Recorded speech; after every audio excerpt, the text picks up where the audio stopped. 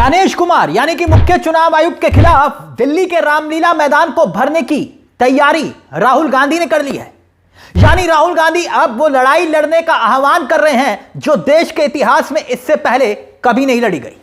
संसद से लेकर सड़क तक कुछ ऐसा होने जा रहा है जिसको लेकर आने वाले दिनों में आप सबसे बड़ा आंदोलन खड़े होते हुए देख सकते हैं। नमस्कार, मैं हूं आपके साथ तिलक चावला। 1 तारीख, जी हां, 1 तारीख से संसद के सत्र का आगाज हो रहा है और उसी दिन से इस सरकार के लिए, चुनाव आयोग के लिए मुश्किलों का दिन क्या वाकई में शुरू होने जा रहा है, क्योंकि कांग्रेस पार्टी ने 2 बड़े ऐलान कर दिए हैं। 2 बड़े ऐलान। सबसे पहले आपको ये तस्वीरें दिखाते हैं। तस्वीरें देखिए। तस्वीरें, ये दिल्ली की तस्वीरें हैं। मंगलवार का दिन था और राहुल गांधी के आह्वान पर इमरजेंसी मीटिंग बुलाई गई थी। तस्वीरें आप देख सकते हैं, मीटिंग की तस्वीरें हैं। कांग्रेस पार्टी ने 12 राज्यों के अलग अलग नेताओं को बुलाया था। 12 राज्यों के प्रदेश अध्यक्षों को, प्रदेश प्रभारियों को, यूथ कांग्रेस के नेताओं को, सबको इस मीटिंग में मौजूद रहना था। और इसी मीटिंग में 2 बड़े फैसले हुए हैं। फैसला नंबर 1 वो ये कि सड़क पर अब चुनाव आयोग के खिलाफ जबरदस्त तरीके से विरोध होगा, जनता को जागरूक किया जाएगा। यानी संसद का जो शीतकालीन सत्र होगा तब संसद के भीतर और बाहर विरोध होगा। दूसरा फैसला, रामलीला मैदान को भरने की तैयारी है। रामलीला मैदान को, वैसे तो नवंबर के दूसरे हफ्ते में सत्र का आगाज हो जाता है, लेकिन इस बार मोदी सरकार ने संसद के सत्र को अब लेट शुरू करने का फैसला किया, क्योंकि बिहार का चुनाव इसके पीछे वजह मानी जा रही थी कि भाई इस वजह से लेट हुआ। लेकिन अब तो चुनाव के नतीजे आ गए। यानी जिस सत्र को 14-15 तारीख के बाद शुरू होना था, हो जाना चाहिए था, लेकिन अब तक नहीं हुआ। 1 तारीख से अब यह सत्र का आगाज होना है। बहुत छोटा सा सत्र रखा गया है। कार्यकाल अमूमन 1 महीने का होता है, क्योंकि सरकार जानती थी कि भाई कई मोर्चों पर इस वक्त मोदी सरकार घिरी हुई है। एक तो वोट चोरी का मुद्दा विपक्ष उठाएगा ही उठाएगा, दूसरा SIR का मुद्दा विपक्ष उठाएगा, लेकिन तीसरा एक महत्वपूर्ण मुद्दा है। दिल्ली में अभी जो सरकार की एक बहुत बड़ा फेलियर हुआ है, लाल किले के सामने इतना बड़ा आतंकी हमला हुआ, इसलिए सरकार ने संसद के सत्र को पहले तो टाला। मगर अब कांग्रेस का यह फैसला है कि संसद सत्र में ही मोदी सरकार के लिए बहुत भीषण परेशानी को खड़ा करना है और कांग्रेस पार्टी इसमें लीड करेगी, क्योंकि कांग्रेस पार्टी के पास सबसे ज्यादा विपक्ष के सांसद हैं। दूसरा, सड़क पर दिल्ली के रामलीला मैदान से एक बड़ा आंदोलन शुरू करने की बात भी कांग्रेस कर रही है। वैसे हम आपको कई दिन पहले ही यह बात बता चुके थे कि राहुल गांधी ये चाहते हैं कि दिल्ली के रामलीला मैदान में एक बहुत बड़ी रैली की जाए, और अब इसका आधिकारिक ऐलान हो गया है।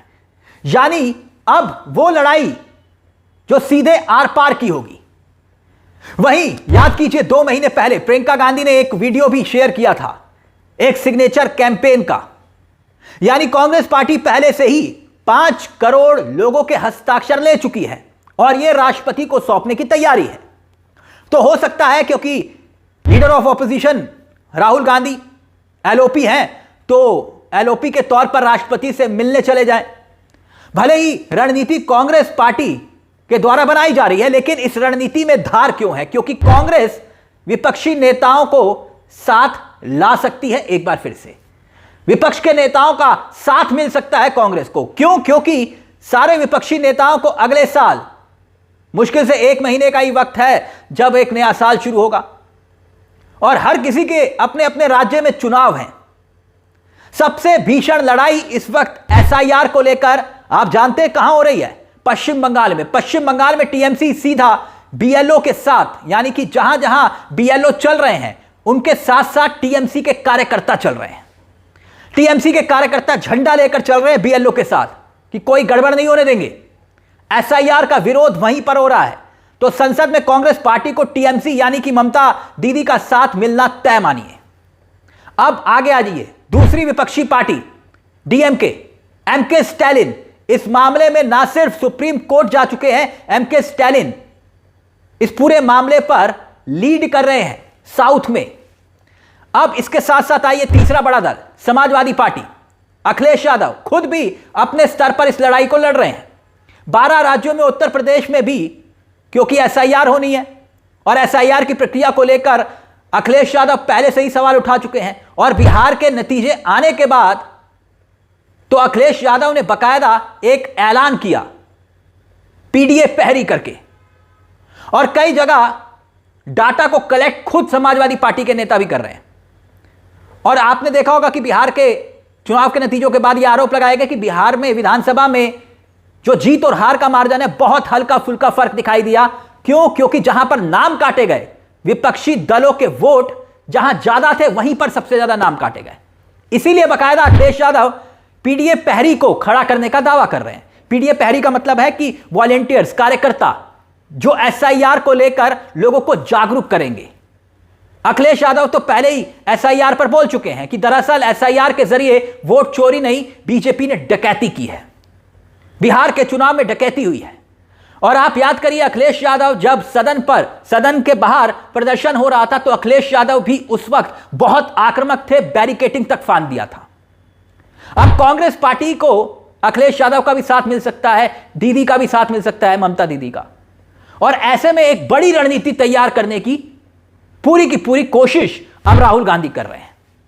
लेकिन आप मान सकते हैं कि राहुल गांधी की जो रणनीति थी, वो रणनीति अब अगर धरातल पर उतरती है तो आर पार की सीधी लड़ाई के तौर पर इसे देखा जाएगा चुनाव आयोग के खिलाफ। एक कदम और आगे बढ़ते हुए कांग्रेस दिखाई देगी, क्योंकि आप याद कीजिए, इससे पहले राहुल गांधी के ही आह्वान पर समूचा इंडिया गठबंधन न सिर्फ सड़कों पर उतरा था बल्कि चुनाव आयोग के दफ्तर तक मार्च किया गया था, जमकर प्रदर्शन हुआ था। और तब भी देश के इतिहास में यह पहली बार ही हुआ था कि तमाम विपक्ष के सांसद एक साथ चुनाव आयोग के दफ्तर की तरफ कूच करते दिखाई दिए थे। लेकिन अब दो बड़े फैसले, और सबसे बड़ा फैसला यह कि रामलीला मैदान में रैली और सदन के बाहर हल्ला बोल। इस मुद्दे को लेकर आपकी क्या राय है? आप क्या सोचते हैं कि क्या वाकई में इस रास्ते से चुनाव आयोग को लेकर जो सवाल खड़े कर रहे हैं विपक्ष, उसका उत्तर मिल पाएगा? इस मुद्दे को लेकर अपनी राय हमें कमेंट बॉक्स में जरूर दीजिएगा। मुझे तिलक चावला को दीजिए इजाजत। एक छोटी सी दरख्वास्त, चैनल को सब्सक्राइब जरूर कर लीजिएगा। यह मंच आप ही का है जहां हम सिर्फ खबर नहीं दिखाते बल्कि खबर के पीछे की खबर भी बताते हैं। नमस्कार, जय हिंद, जय भारत।